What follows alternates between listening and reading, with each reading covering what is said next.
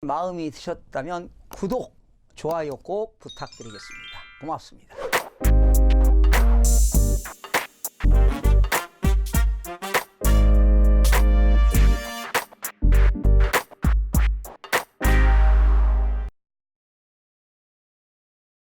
시청자 여러분 안녕하십니까? 반갑습니다. 김동수입니다. 이 시간에는요, 인구 절벽 쓰나미로 어떤 일들이 벌어질까, 이런 내용으로 여러분과 함께 알아보는 시간을 갖도록 하겠습니다. 인구 절벽 가속화는 경제 전반에 악영향을 미쳐 경제 활력의 발목을 잡을 수밖에 없습니다.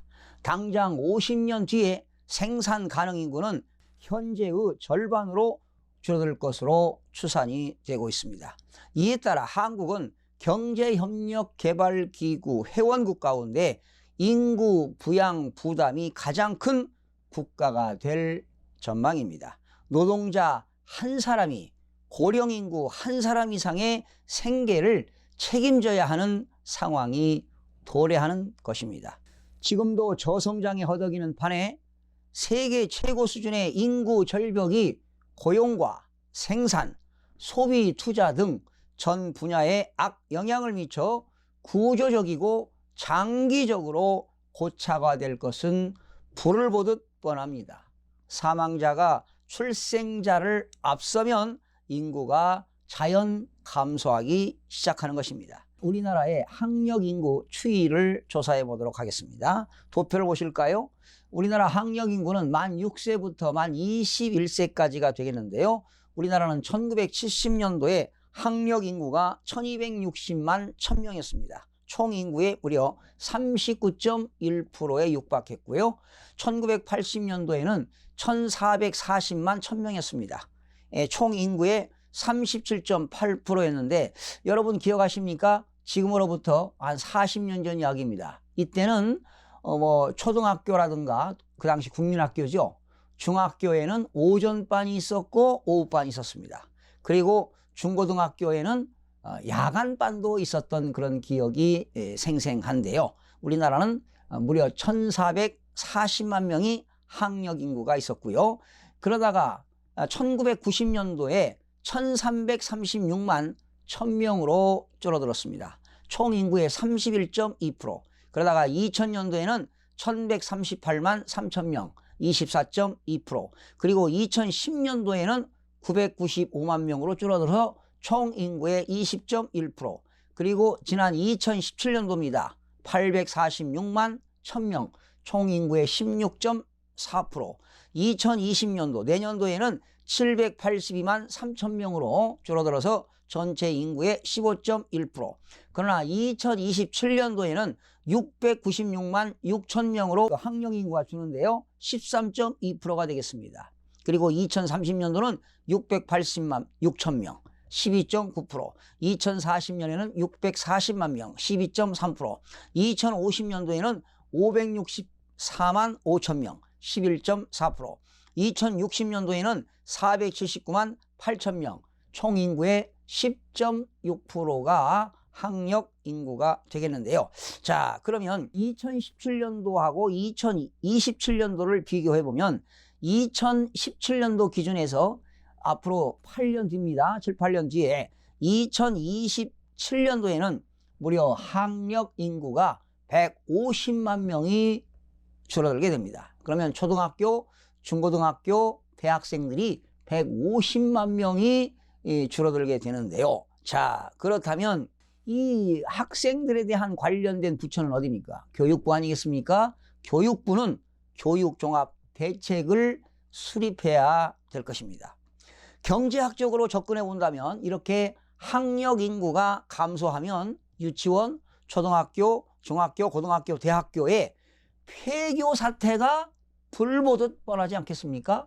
학생들이 없는데 어떻게 학교를 운영을 하겠습니까?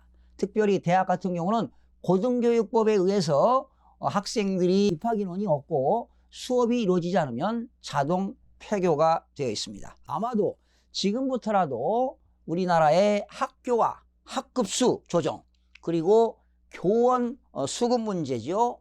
선생님들의 수급 문제를 비롯해 대학 구조조정 등의 대책이 강구되어야 할 것입니다. 특히 사설학원이라든가 또 뭐 아이들 그 책을 만드는 출판사, 또 아이들의 문구점이라든가 교육에 관련된 모든 업종이 극도로 어려움에 처하게 될 것입니다. 자, 그러면 앞으로 이 정부가 지금 우리나라가 지금 이 저출산이라든가 고령화 대책으로 말이죠. 그동안 수십 조를 예산을 편성해서 지출을 했음에도 크나큰 효과가 없었던 것은 사실입니다. 그렇다면 이렇게 심각한 초저출산으로 인구의 감소 속도가 빨라지지 않겠습니까? 이렇다면 우리 경제도 전방위적으로 크나큰 충격이 올 수도 있습니다. 앞으로 우리나라는 지금 만 15세부터 만 64세가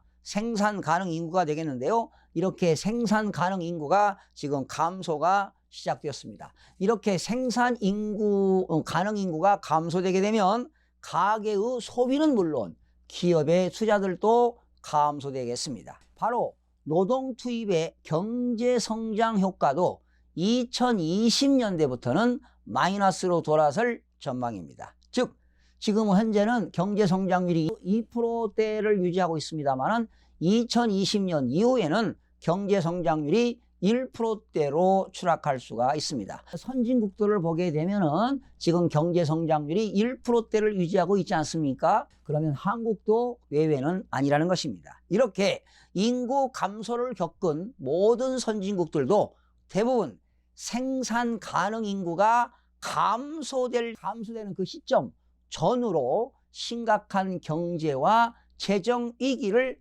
겪은 바 있습니다. 근본적으로 체질 개선과 개혁을 미룬 채 경제 활력이 저하되는 것을 막기 위해서 임시 방편으로 무리하게 재정 지출을 늘렸던 국가들이 심각한 위기에 봉착하고 있습니다. 자, 우리나라는 선진국보다 인구 감소 속도가 상당히 빠른 우리나라는 복합 위기에 빠질 가능성을 배제할 수 없습니다.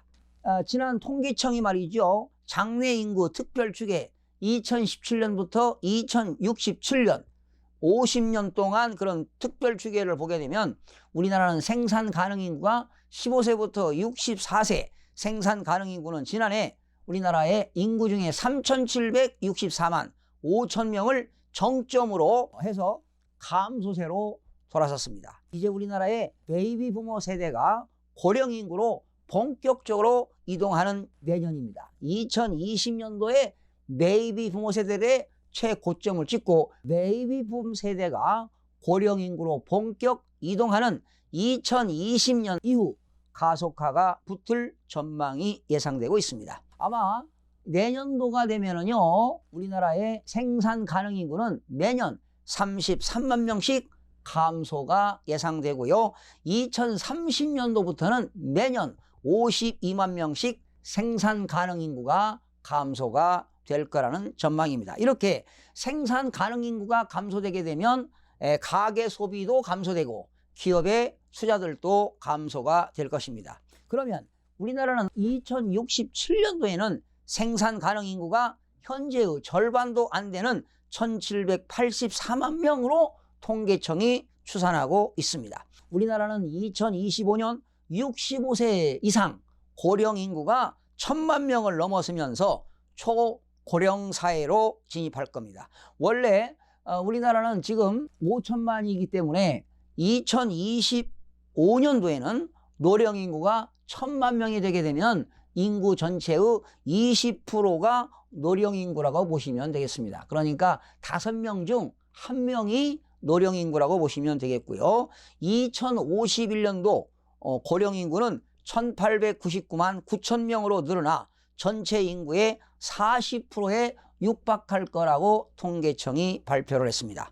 이렇게 인구 절벽이 현실화되게 되면 주력 소비 연령 인구의 감소가 되게 되면은 주택이라든가 자동차라든가 가전제품을 비롯한 내구재 등의 소비가 이축될 것은 뻔한 일입니다. 또한 관련 기업들의 투자 등 총 수요가 이축되게 되는 겁니다. 또한 국회 예산 정책처의 생산 가능 인구 변화가 경제 성장에 미치는 영향 분석 보고서를 보게 되면 2020년대부터는 노동이 경제 성장을 저해하는 요인이라고 분석이 되었습니다. 경제 성장률이 1990년도에는 평균 6.7%, 2000년도에는 평균 4.3%, 2010년도에는 평균 2.9%로 낮아지고 지금 2019년에 우리나라 경제 성장률은 2.5% 이하로 지금 예상하고 있고요. 앞으로 2020년대에 되게 되면 경제 잠재 성장률이 1.7%로 1%대로 추락할 전망이 예상되고 있습니다. 이렇게 대한민국의 총 인구가 감소되면 2030년도에는 1.1%로 낮아지면서 경제가 사실상 정체 상태로 전망되고 있습니다. 인구라든가 경제 구조의 대전환기에 대외 충격이 더해지거나 경제, 재정 정책이 변화를 따라가지 못할 경우에 심각한 문제가 발생될 수도 있습니다. 대부분 생산 가능 인구가 감소되는 국가들은 대부분 심각한 경제 위기를 겪은 것으로 조사되고 있습니다.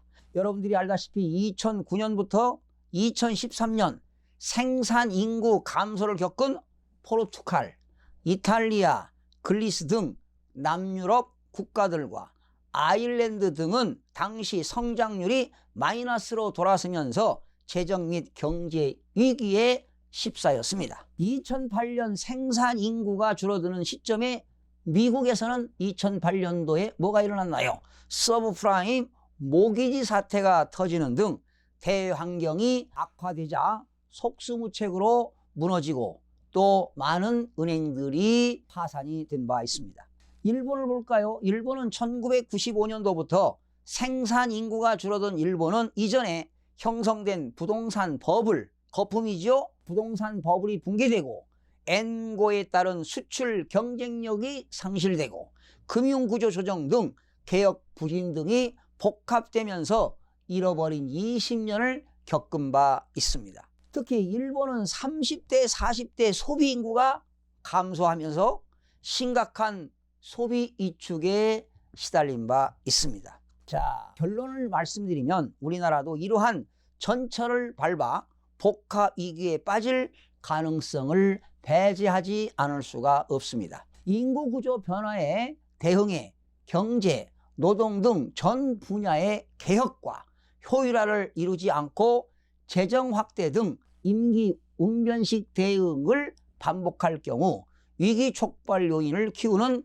결과를 가져올 수 있습니다. 보험료 낼 사람은 줄어들고 연금을 받아야 하는 사람은 급증하고 국민연금 기금 고갈 시점도 앞당겨지지 않을까 예상을 해봅니다. 인구 절벽 쓰나미로 어려움을 타개할 수 있는 길은 입법부가 질적인 법률의 제정과 행정부의 공정한 집행으로 행정의 효율성을 극대화시켜서 국민들의 만족을 높여야 할 것입니다.